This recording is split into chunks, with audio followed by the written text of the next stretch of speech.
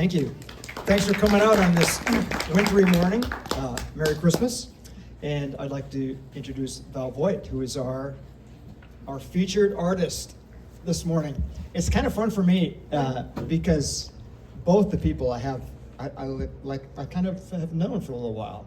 And of course, Val and I knew each other from school. Long time ago. Is this on? Yeah, just make sure you get it like right in there. Right in here. There Okay. you go. Okay. There you go. So it's kind of fun for me too because I never really knew you as an artist until I started seeing some of your things, and it was like, oh, she does art. And I honestly, like I'm more of a musician on the art side. So when I think of people that are like visual arts, I'm always very impressed because I really have like none of that.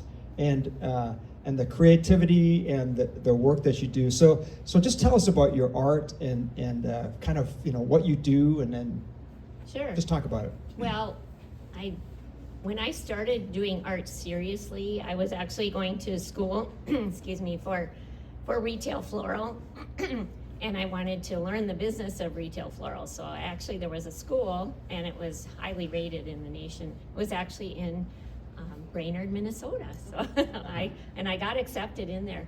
And I had my homework done one day, and I sat down with my 79-cent watercolor set, and I painted a horse head, and he's looking at you. And my friend came in, and she said, I didn't know you could paint. I said, I didn't know I could paint either. And I call it my God-given talent. I'd done a lot of art before, but nothing serious. But after that, I got a little more serious. And I took some private classes to learn, number one, how to mix color. And I learned so much, and that went on into the floral world too, was learning how to mix color and how to arrive at a certain color. So if a bride would come in and wants an exact match for her bridesmaid's dress, we could do it. So it was incredible. You didn't have any stories where, what are your dresses? What's the color? And you're like, ooh, I don't know if that's gonna work. Did you have any of that? I'd look at the color and I'd say, yes, we can do that. and sometimes it was trial and error. We'd start out with some practice, but in the back of the flower shop, there is actually a spray booth, so we could actually tint the flowers any color. So it was really incredible to be able to do that. So just talk about your art, your style, your themes. What kind of things do you like to do? I like to do lots of different paintings, and I think that's a not necessarily trouble, but it is a challenge to a lot of artists because we like to do a lot of different things. We want to venture into other worlds, and if you're going to make a living at art, sometimes you have to hone in on a specific style and go with that. I love landscapes. I grew up in the woods north of town. When we were kids, we didn't have, of course, iPhones and computers and all that, and we were very limited on TV time. And I grew up with brothers, and we would go in the woods. Any spare time, we were in the woods playing and making forts and going to find creeks and finding the fish spawning in the spring and all of these really incredible things that are still with me today. And having that background in the woods and the landscapes, and there's beauty everywhere. And one of the challenges I have today is every time I'm driving and I see, I look across a field and I'm like, wow, I just want to paint that. So, and I don't know how to explain how artists want to paint. Why do I want to paint all the time? So that's why I say it's God-given, because that is what I want to do. I want to paint. Not necessarily cook, not necessarily clean, which have to be done, but painting is really just instilled in me. That is really wonderful. And if you were to take a young person, do you think you could recognize somebody that be, you should think about trying to do art, and what would you tell that person, or how could you nurture or bring that out in them? That's a great question, Greg. And not necessarily young people, because there are many people, all ages, that want to learn how to paint. And they have that in them, and yet they just don't know where to begin. And young people, and that's something like my stepdaddy would say you can't put a price on, when you work with a young person and they are creating and they end up going places and doing things with their art, I mean, it just warms my heart. And that is just so incredible. And no matter what age, I had a lady take a painting class, and she came and told me, Val, I drove around for 2 weeks with my painting in my car so I could show everybody, because I couldn't believe I could do it. So that's one of my goals in life, is to pass this along, pass the skills that I have learned over the years, pass them along, and let the new generations, or old, anyone who wants to learn how to paint, that they can actually start doing that. That's wonderful. I recognize when it comes to art how it can change people, like change them from the inside.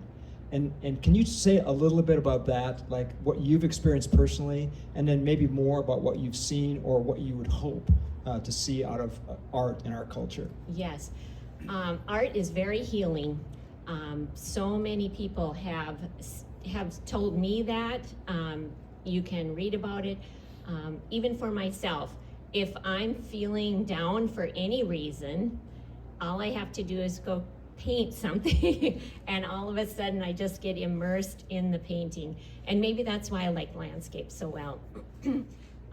The ability to get lost in another world without the use of drugs, or of any kind, and just be creative. And when you're done, it's such an incredible feeling. And I believe we are meant to be creative in some aspect, whether it is music, whether it is art, whether it's baking. I mean, I think we're all given some sort of creativity. Yeah, say more about that. That's an interesting statement. We're all meant to be creative, because a lot of people will just flat out say, no, I'm not creative at all, or I can't do that, or I can't do this.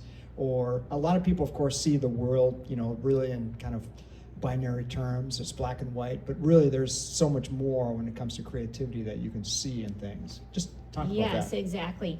And one of the things when I do shows, I love interacting with people, and a lot of people will say, they'll walk up to a piece of art and be kind of looking at it, and I'll say, do you paint? And they'll go, oh no, I could never do that. And I said, do you admire art? Yes.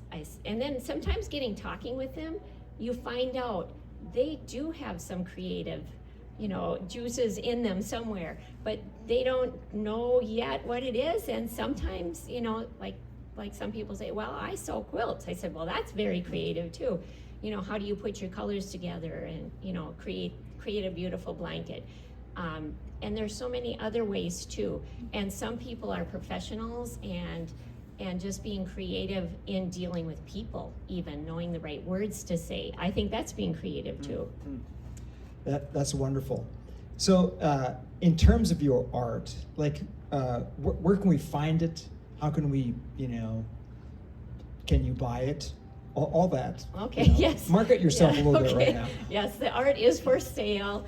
And after owning the flower shop for decades, yes, decades, and what a wonderful opportunity that was to have the world of flowers around me. I still do a little bit. So, but the art is for sale, and it is for sale in the flower shop.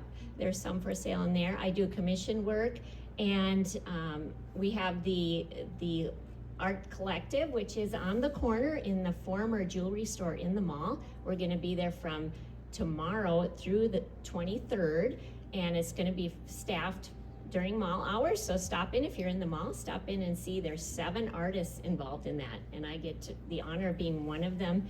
And then I also teach classes. So through the homes, I actually have a class on right now it's on the schedule for January, when we want to do something fun. And that's a chickadee painting. I love the chickadees, and it's just a fun class. And then through the Detroit Lakes Community Education too, they have several classes that will be posted sometime this month. Oh. So you're very busy with art things. Very busy, yes. I have one more question, and I thought of this just the other day. As an artist, like, art is very vulnerable. Like, you have to be pretty vulnerable because you're kind of sticking yourself out there. What was that kind of almost, I would imagine it was a journey, like the first time that you're talking about your horse, it's like, oh yeah, I made this. You know, it's like, ooh, are they gonna laugh at it, or are they gonna think it's, you know? And so what has that been like, that part of your life with art? Right, and that is, yeah, it can be unnerving because you don't know, is anyone gonna like this? Are they gonna criticize it? And I have been so blessed to have wonderful artists around me, and you know, very, very cautiously critiquing my art and giving me little hints, you know, and I still have a lot of those beginner paintings that I did that aren't worthy of anything. But I like to keep them just to look back to see where I was. But it can be, yes, and that's anything that you put out into the public. You have to kind of have a thick skin. I did learn that when I was in retail floral program, where our teacher critiqued every arrangement everyone made in front of everyone. So you learned very quickly to have thick skin. Wow, that is awesome.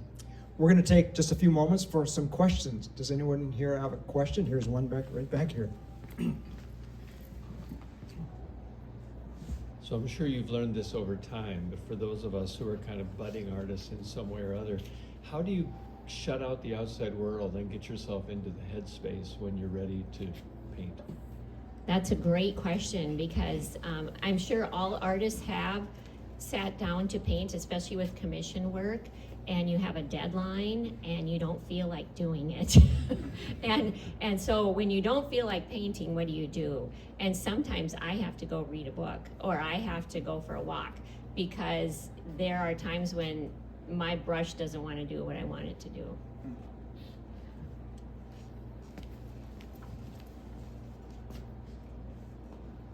Val, you have some incredible paintings. Do you have a favorite? Like one that like this is my all-time best favorite, love this, or is that too hard of a question? That's a great question. I always say my all-time favorite is the next one I'm going to paint. So I have a few favorites. One of them I did when I was about 20 years old, and I spent months on it. And it is a stump in the forest, which sounds crazy. It's a large painting, and it's very moody, and I still have that. Wow.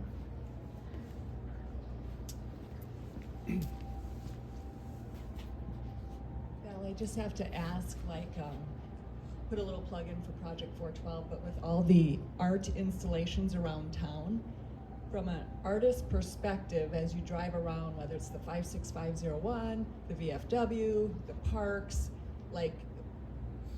how does that make you feel? Because I feel like we've really come a long way with that, and does it stir up conversations with your other artists and stuff like that? Thank you. Yes, what an opportunity we have, and thank you, Amy, for starting this whole thing. So yes, you know, to really have art in our community, it's a dream of mine. I had a dream 20 some years ago, where there wasn't just the street fair. There were so many artists. They were up and down the streets. The Holmes was filled. I mean, it was full of artists, and it was a crazy dream. And when I woke up, I'm like, wow. So I always feel like maybe it's gonna happen. So, you know, to get art out and have people really enjoy it and appreciate it is just tremendous. There you go. That's our next thing, everybody. We're gonna fill it. We're gonna fill it up. Another question? Anybody? I'll just give a shout out to Val. A couple years ago, I took a paint and paint class night here at Bucks Mill, and I ended up sitting next to Val. Talk about intimidating, right? As I'm trying to paint my little birch trees or whatever it was, and then I look over, I'm like, oh. But she is so kind, so if you get a chance, take a class from Val, because she's got a great way about her and a great way of encouraging you, and you were ridiculously kind to me that night about my birch trees, Val. So, but I really thank you for all you do in town to keep art going. Thank you, Amy. Last call. Anybody else? Well, thank you, Val. It's so great to have you here. Let's give Val a round of applause.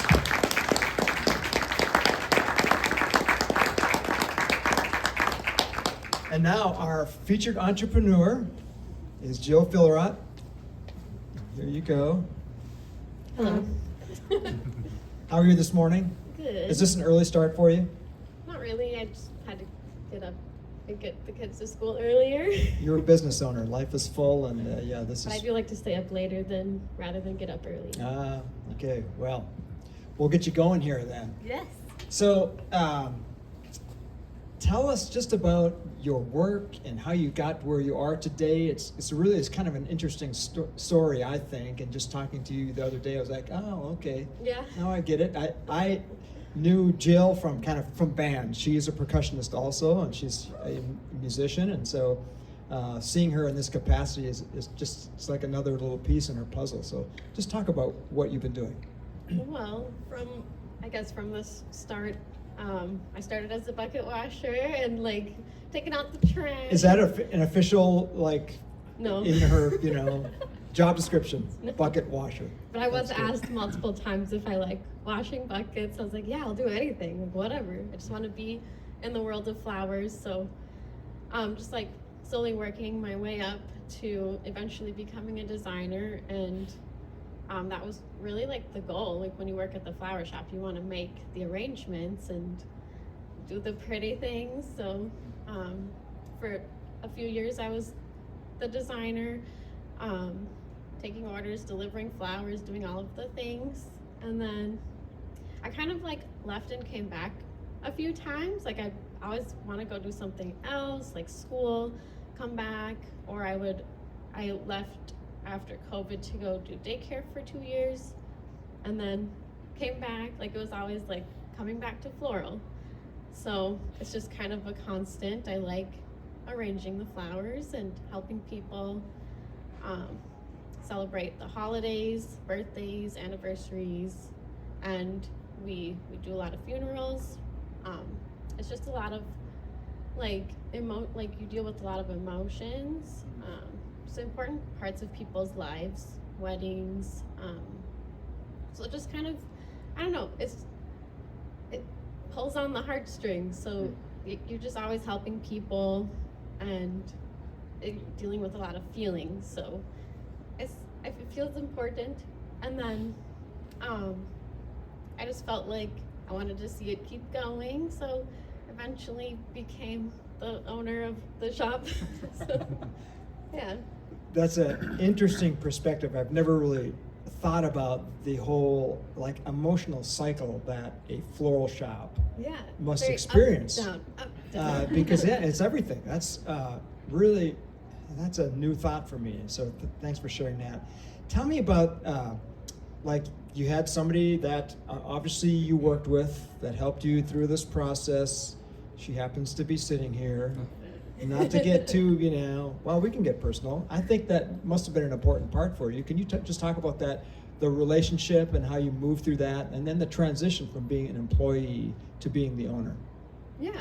So she was always very encouraging. I mean, whether it worked out or not, she liked the idea of me keeping the flower shop going, and it was the transition was weird because I was like, I don't feel like I can tell you what to do. Just you know what you're doing, you just do it. But just little things where slowly kind of making it my own.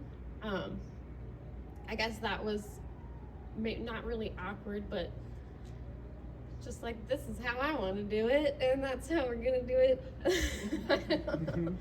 But no, it's been good and fun, and she supported me a lot, and yeah, she's just always been very encouraging.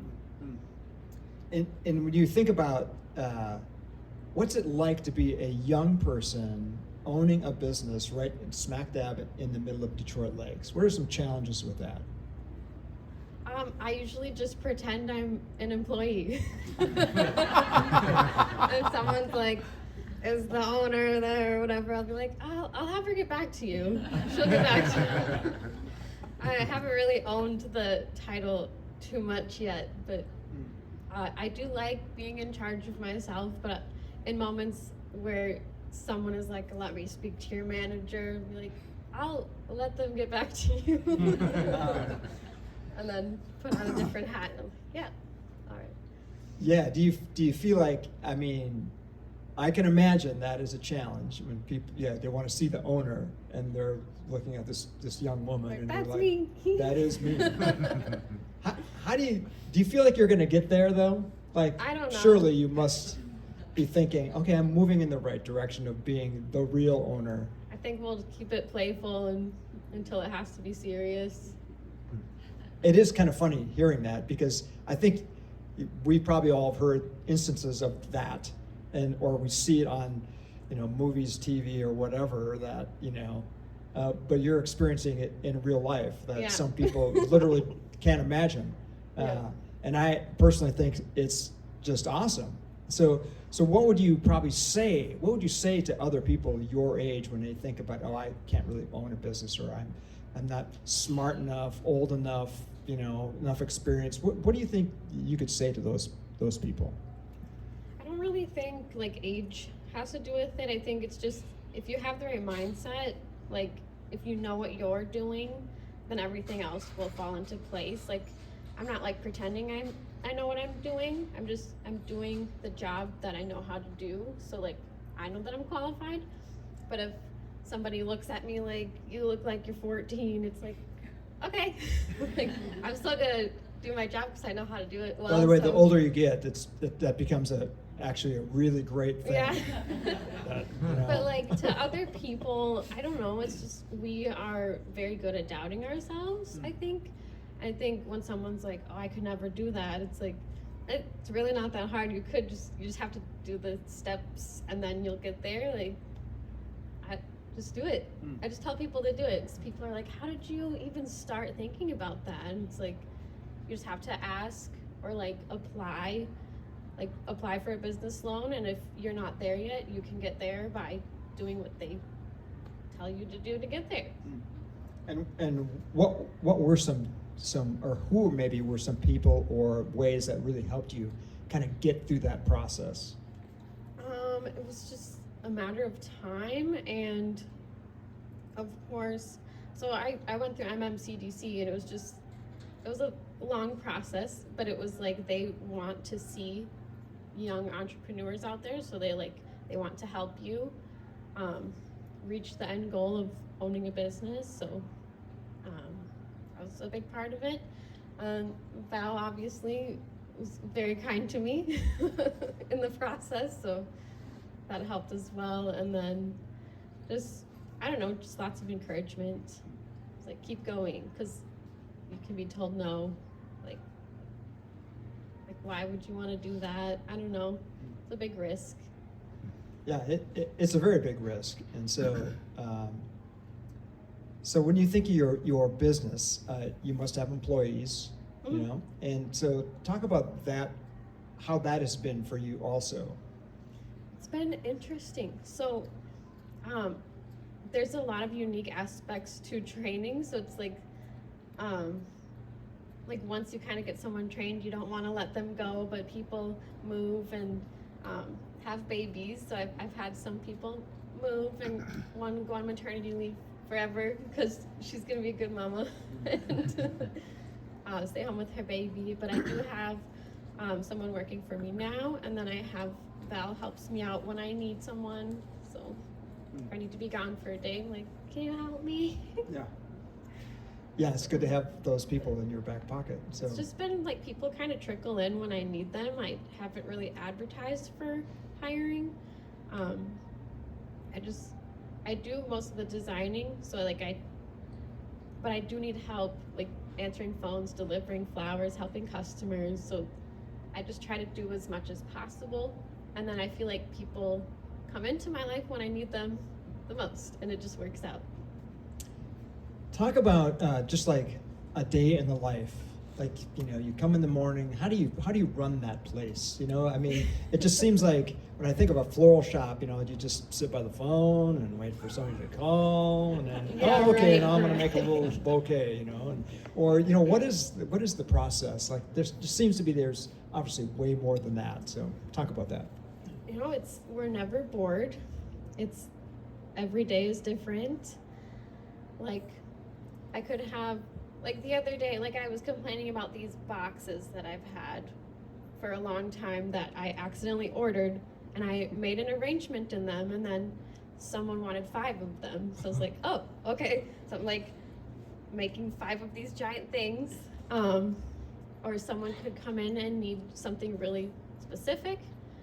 And like, we do our best. We don't carry every single flower on the planet all the time, but like, there's usually a handful of like birthdays or anniversary, or sometimes if it's slow for a few days, and then all of a sudden we have like 3 funerals, and then we're like, oh, okay.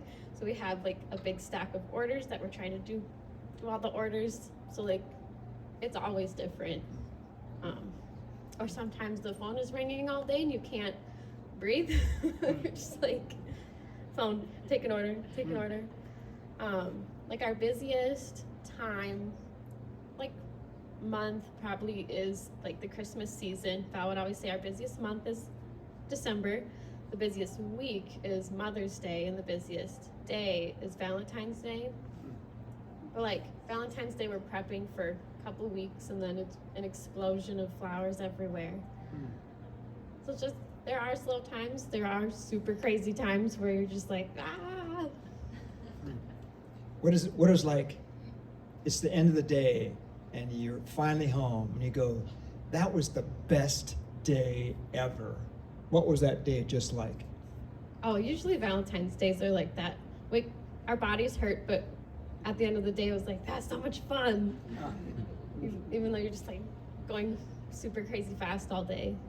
But it's like, not everybody comes to the flower shop all year. It's like, like hundreds of people are in the shop that week. So it's just exciting to get people excited about flowers. Now, are you like the primary, you know, floral arranger? Do you do most of that stuff? And then, and I know you do some of it. Like, do you have a certain style? I don't know how that works. You know, like visual artists usually have one medium they like to do, Right. whether it's painting or sculpting or whatever. Talk about that a little bit.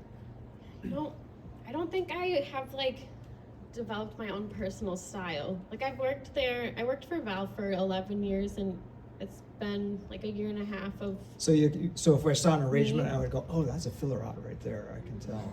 like, you can usually tell what I've made, but I don't know. Like, when we have creative freedom, that's when we get to be like make something strange. But most things like on our website are pretty like standard.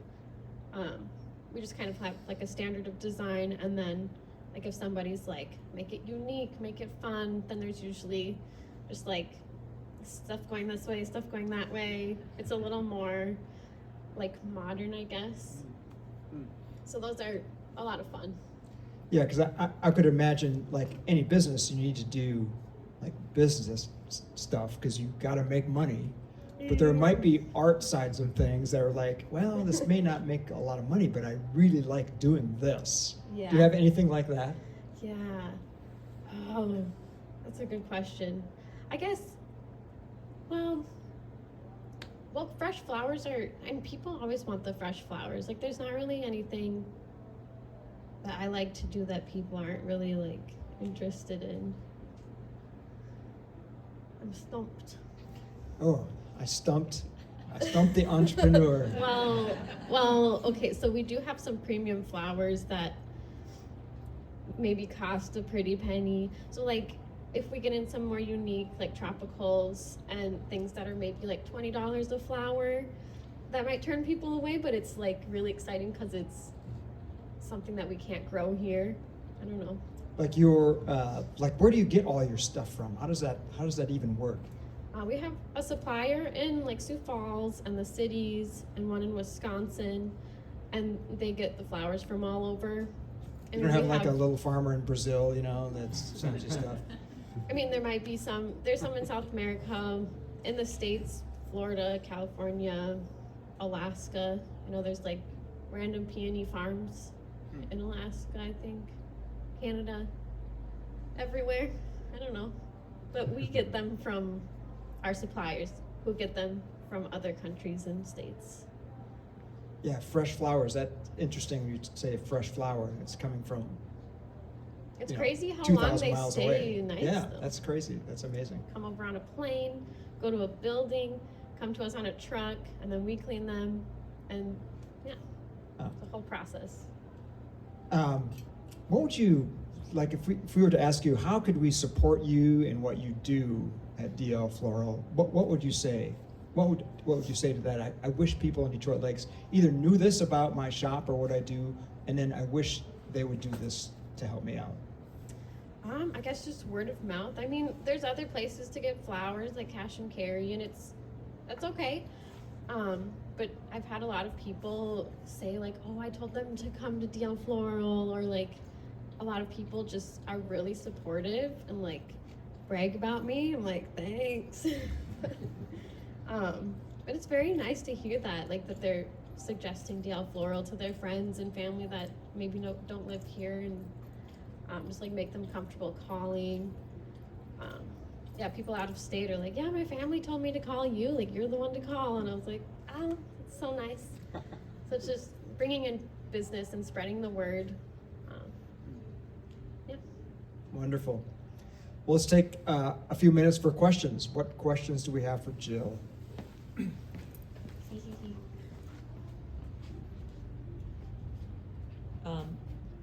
Are your children old enough to understand what you do and the responsibilities of owning a business? And then do they have any interest in helping with the flowers? Yes. So I have 2 boys right now and one arriving in March. They're 7 and 8.5, and they do like to play around with the flowers, and I make them wash buckets for money sometimes. But both of them have like said they want to work there when they get older, and they love watching me arrange. They like going in the cooler to see the flowers. They understand that sometimes we go back to work after school because we have to make the orders, and they're pretty supportive about it. They haven't complained yet. Maybe when they get older, they're like, "Mom, let's go home." But they're pretty lenient, and it's a good time.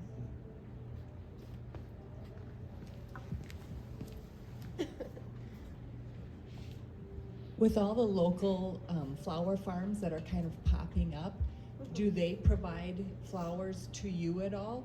And then my second question is there a magic trick to make your bouquet last longer? So I've actually had a few growers in the area reach out, and there's one guy that he grows a lot of gladiolas in the Cormorant area. So it was fun to get a lot of glads over the summer through him. And then I haven't reached out too much to some of the other growers, but we have gotten flowers from the farmers market, from a couple local growers. We bring flowers in from our garden sometimes. And then, what was the other question? How do you, is there any secret to making that Oh, yes. If you reclip your We're stems. about to get a trade secret here. This is Yeah, inside information. reclip your stems because they will absorb water every time you reclip them. And we also send preservative with our customers to mix with the water. But it's most important to reclip the stems, and don't put them in a really hot area or like a freezing area. So in the winter we bag everything. In the summer we just say don't leave it in a hot car because they will wilt. Flowers don't like to be hot unless they're in the garden. They're like people. Yeah, They don't like to be hot they don't or like too to be cold. hot or too cold. Do you need any zinnias? I know where I might be able to get some zinnias. We have used some zinnias. I know where there's a few thousand of them. They don't last as long in like a cut arrangement as in the garden. I know like they'll last so long in the garden. questions? Oh, Don't ask that question.